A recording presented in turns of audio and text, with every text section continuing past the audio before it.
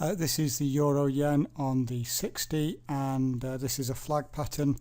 I actually thought I'd already done this video for the for my YouTube channel, but I hadn't, so I'm having to record this just from my normal account. So just remove this off a second. This was how it was looking originally for me, but then as we came up to here, I moved this up because we want to make sure that we have stops above this level as we follow the trend line up, and that's exactly what I've done here. So really the risk on this trade, because my stop is just above this level, well, just before I go through the risk and everything, let's have a look.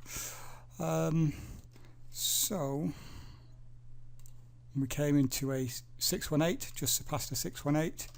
If we look left, we came into the structure level, and simply playing for a retest of not quite the lows here, just a few pips above it, and that's because we haven't actually closed below this level or this level yet, and we haven't touched that lower level.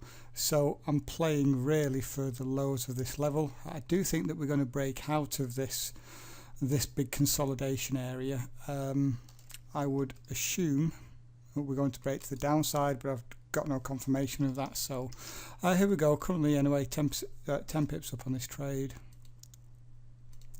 Risked here 26, 452, and because I'm not 100% certain where I can take targets here, if we do break out of the channel and start to make our way down, I will start reducing the risk down quite aggressively, in case, say, we only come to this level here and then reverse. So there we go. Well, welcome back everybody. It's 7:30 in the morning, and it's always nice when you wake up to the trade winning or won, as it is in this case. You can see we came down, hit what would have been my targets where this green box was. I wasn't too sure where price was going to come to because of the wicks here, but you can see there I picked the right place. We spiked past it before turning, so banked 52 pips on that lovely winning trade. Just one thing I do want to point out. Where's the best place to see this?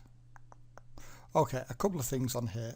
I mentioned time and time again about the flag patterns and about double tops and double bottoms forming within them, and look at them. I look at them more as retests. So typically you'll see the market rally down, instantly rally back up for another test, and right here is where you get the double test.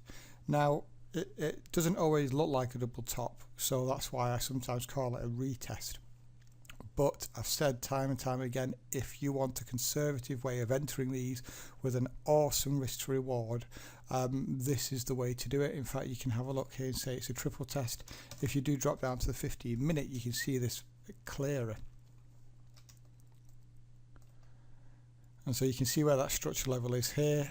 This was what I was looking at last night, and so we had the test, came up for another test, and then we broke below.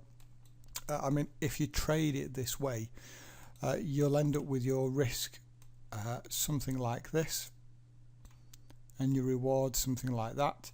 Now, I don't just trade it this way, because not all the patterns work out like this, but time and time again, you do get those double tops before the breakout, and it really does make it a profitable way of trading these patterns. So there we go. Anyway, 52 pips banked on the euro yen.